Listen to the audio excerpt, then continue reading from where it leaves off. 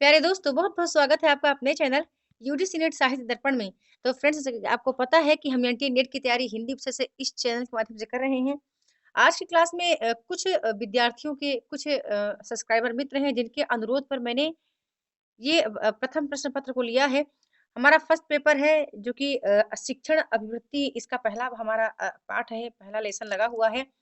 शिक्षण अभिवृत्ति या teaching aptitude, या यूँ कहें कि शिक्षण अभिक्षमता, ठीक है? इसके अंतर्गत एक छोटी-सी वीडियो मैं आपको डालना चाहती हूँ कि आपको इसके अंतर्गत क्या-क्या चीज़ें हैं, वो कौन-कौन से टॉपिक हैं जिनका अध्ययन आपको बारीकी से करना है और अच्छे से करना है, क्योंकि यहीं से प्रश्न बनते हैं।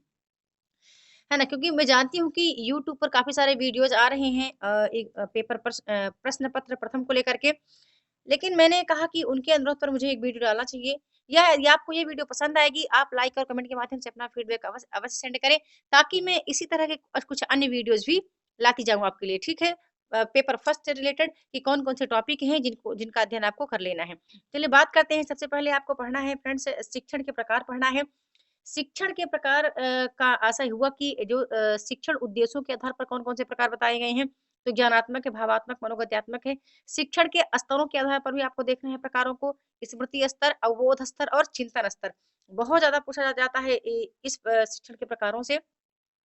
तो स्मृति, अवबोध और चिंतन स्तर को आप ज़रूर देख लेना, इसको आप बारीकी से पढ़ना, ठीक है? और शिक्षण के स्वरूप के आधार पर भी देख लेना। शिक्षण का प्रकार जो है वो वर्णनात्मक होता है, निदानात्मक होता है और उपचारात्मक होता है, ये भी आप देख लेना। शैक्षिक क्रियाओं के आधार आधार पर भी है, लेकिन शैक्षिक प्रबंधन व्यवस्था के आधार पर जो शिक्षण की के प्रकार बताए गए हैं, उनका अध्ययन आपको करना ज़रूरी है। वो औपचारिक है, अनौपचारिक है और निरौपचारिक है ना? औपचारिक शिक्षण यानी formal teaching, non formal teaching और निरौपचारिक आप देख लेना, ठीक है? इसका अगला टॉपिक देखते हैं क्या है, तो अगला टॉपिक है शिक्षण के स्तर को आप देखना है। ठीक है, ये देख लेना। इसके बाद आपको देखना है शिक्षण के उद्देश्य और उसकी विशेषताएँ। बहुत इम्पोर्टेंट है, क्योंकि इसमें इकाई 1 यानी शिक्षण अभिक्षमता से ये टॉपिक बहुत ज़्यादा पूछा जाता है कि शिक्षण के उद्देश्य और उनकी विशेषताएँ क्या हैं? विशेषताओं को आपको रट लेनी है। और उससे भी महत्वपूर्ण टॉपिक है अच्छे शिक्षक और अच्छे शिक्षार्थी की विशेषताएँ, ठीक है? अच्छे शिक्षक और अच्छे शिक्षार्थी की विशेषताएँ फ्रेंड्स कई बार रिपीट हो चुकी हैं एग्ज़ाम में, तो ये चीज़ें ज़रूर देख लेना। अब आगे चलते हैं, शिक्षण विधियों के प्रकार भी आपको देखना है। अब आपको शिक्षण विधियों के प्रकार में क्या-क्या चीज़ें पढ़ लेनी है। शिक्षक केंद्रित विधि, ठीक है? शिक्षक केंद्रित विधि और छात्र केंद्रित विधि आप ज़रूर पढ़ना, ठीक है? क्योंकि यहाँ से प्रश्न बनने के ज़्यादा चांस होते हैं, शिक्षक केंद्रित विधि और छात्र केंद्रित विधियों से। कई बार जैसे व्याख्यान विधि आता है, व्याख्यान प्रदर्शन विधि आता है, तो आप देख लेना, ऐतिहासिक विधि है, ह्यूरिस्टिक विधि है, इनको आप देख लेना, ठीक है? छात्र केंद्रित विधियों में कौन-कौन सी विधियाँ आती हैं, ये बहुत ज़रूरी है। अभिविन्यास विधि है, जिसको आप देखना फ्रेंड्स, है ना? ये इम्पोर्टेंट है आपके लिए करना, ठीक है?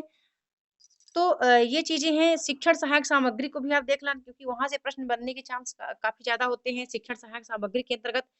जैसे एडगर डेल का एक अभिनव संक है, वो एग्ज़ाम में 1-2 बार रिपीट हो चुका है।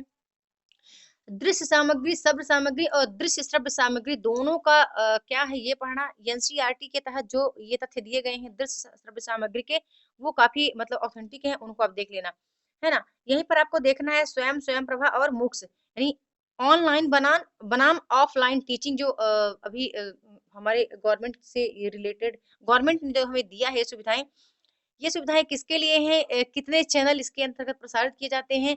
या ये कितने घंटे प्रसारित होते हैं? ये आपको देखना है। इसके अंतर्गत कौन-कौन से विषयों का हमें अध्ययन-अध्यापन कराया जाता है?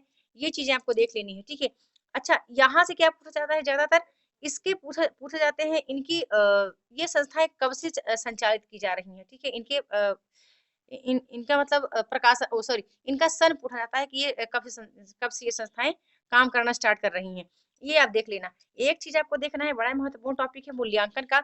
मूल्यांकन आपको इसलिए पढ़ना पड़ेगा क्योंकि फ्रेंड्स मूल्यांकन में मूल्यांकन से रिलेटेड काफ़ी प्रश्न पूछे जाते हैं एग्ज़ाम टाइम में। तो ये आप देख लेना, जैसे सतत और व्यापक मूल्यांकन है, इसको आप देख लेना। निर्माणात्मक मूल्यांकन को देख लेना, रचनात्मक मूल्यांकन को देख लेना, संकल्पनात्मक मूल्यांकन को आप ज़रूर देखना। यहीं पर एक नया अच्छा, मूल्यांकन के कई प्रकार होते हैं। जैसे गुणात्मक मूल्यांकन भी आपको देखना है, क्योंकि कई पुस्तकें हैं जिनमें अलग-अलग टाइप से लिए गए हैं। जो हमारे प्रश्न पत्र बनाने वाले होते हैं, उनके पास भी ऐसा ही है, कई पुस्तकें उनके पास भी हैं। तो वो कई जगह से तथ्य लेकर के प्रश्न पत्र तैयार करते हैं। तो आपको अपनी तैयारी बेहतर करनी है, ठीक है? बस इतना ही कहना था, आप तैयारी बेहतर करो। जो चीज़ें आपको नहीं मिल रही हैं, वो आप सर्च करो या तो गूगल पर या टेलीग्राम पर या फिर यूट्यूब पर। काफ़ी सारे चैनल इसके लिए यूट्यूब पर हैं। तो बस इतना ही कहना था। ये वीडियो आपको कैसी भी लगी, लाइक और कमेंट के माध्यम से अपना फीडबैक अवश्य लिखें। वीडियो के साथ बने रहने के लिए बहुत-बहुत धन्यवाद।